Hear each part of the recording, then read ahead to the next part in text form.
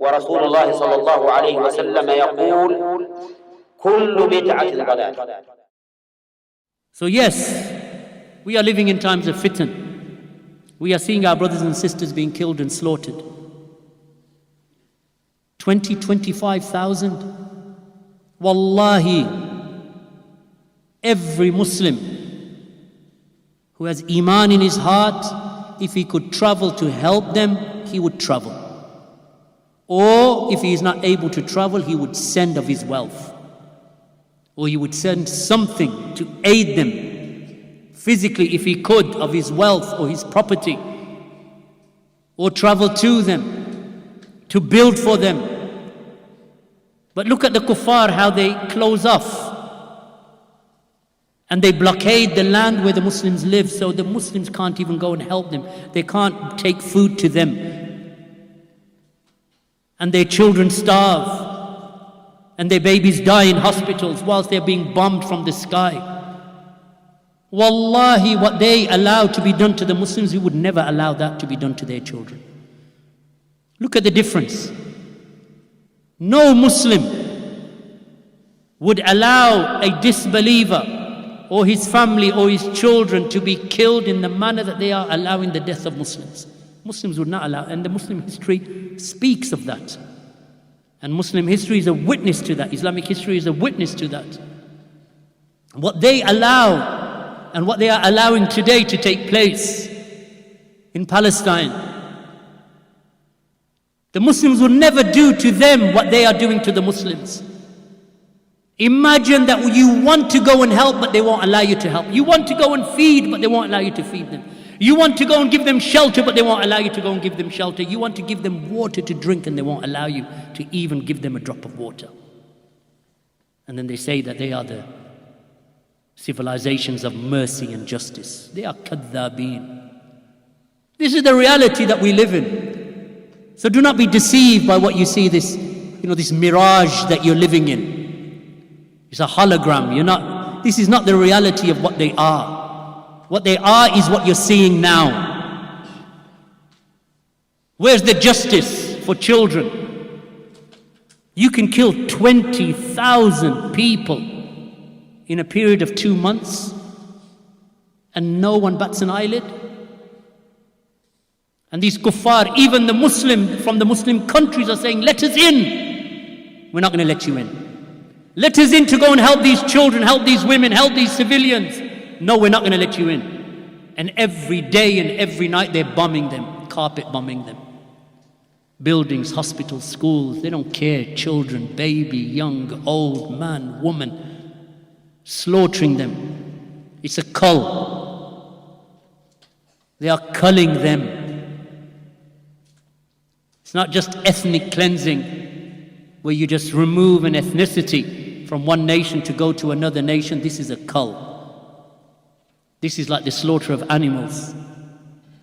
And all of these Western countries, all of these kuffar, they watch that. The Muslim lands are watching and they're saying, give us access. Don't believe these kadhabeen. The Muslim lands, if you live in the Muslim lands, you'd know. Alhamdulillah, I come from a Muslim land and I visit a Muslim land and I've got a home in a Muslim land. And I know they want access, give us access, but we can't get access because they blockaded. If you try, we'll bomb you as well and we'll kill your people as well. Where's the mercy? I don't expect mercy anyway. It's a rhetorical question, to be honest with you. Because this is the reality of these people. This is what they did in the Crusades. And this is what they did at other times. This is the reality of these people. You are deceiving yourselves if you think that you are living in some sort of utopia where there's equality and respect for your religion. There is no respect, not for humanity and not for your religion. You're the wrong color, following the wrong religion, in the wrong country as far as they're concerned. So be careful, barakallahu feekum, by being deceived. Don't be deceived. You see it in front of your eyes. If you wanted to send this bottle of water into Gaza, they will not let you. One bottle of water, they won't let you send it in. All of these nations of the kuffar, of the Western world, I'm not talking about the Muslim countries, because the Muslim countries have been saying from day one, stop this. Allow us in. Allow humanitarian aid. Stop this killing of people. Stop this killing of Muslims. From day one, the Muslim countries have been saying that. So don't be deceived by these enemies within. That they're not satisfied with the killing of them. They want more Muslims to be killed.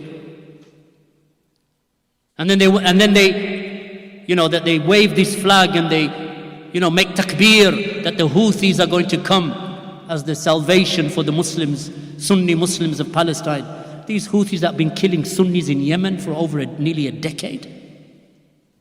They are the ones, these Rafida, that they were upon Zaydiyah, and then they became more extreme and they became Ithna Ashariya, from the worst of the Shia and the most extreme of the Shia in their hatred for the companions and their hatred for the people of Sunnah. They are the ones that you believe are the saviors of Palestine.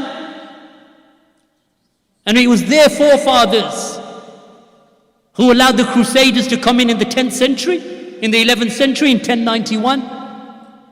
In the Common Era, when the Crusaders came from the west to take over the Holy Lands, it was the Rafida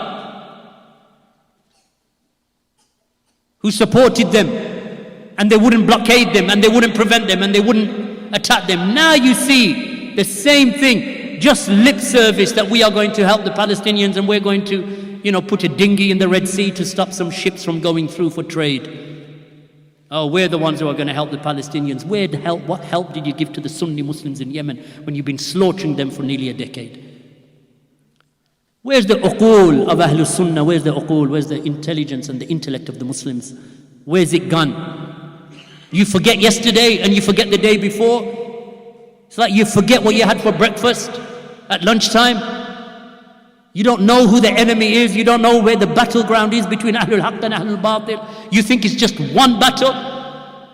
Ahlul Haqq fight from every battle that comes to them. From Ahlul Bid'ah, from Ahlul Fisq, from the Rafida, from the Mu'tazila, from the Jahmiyyah, from the Ash'ariyah, from the people of Tasawwuf, the Quburiyah, from the Kuffar, from the Zionists. Every battle Ahlul Sunnah have to stand. And what do you get in return? The enemy within the ranks of the Muslims attacking the Salafis. Ahlul Sunnah are the only ones who give the solution to the problem of the Ummah today that works, that is proven to work. Why? Because it is the manhaj Muhammadi. It is the manhaj of Muhammad sallallahu alayhi wasallam and his Sahaba radiallahu anhum. It works. It's proven to work. It worked in the first era and it will work in every era. It worked in the time of Muhammad bin Abdul Wahhab. And it worked in patches here and there where Islam flourished. The manhaj of Nabuwah, the prophetic methodology works. It is the methodology of the Prophet and his companions radiallahu anhum. This is the manhaj of tasfiyah wa tarbiyah. That's why Ahlul Sunnah, the Salafiyun, Ahlul Hadith, they have the solution to. And what you get? You get these insiders. They are within the fold of Islam and all of them point their fingers towards the Salafis. The Salafis are the problem. The Salafis are the problem. This is what they believe. And this is what they propound, or this is what they propagate amongst their followers.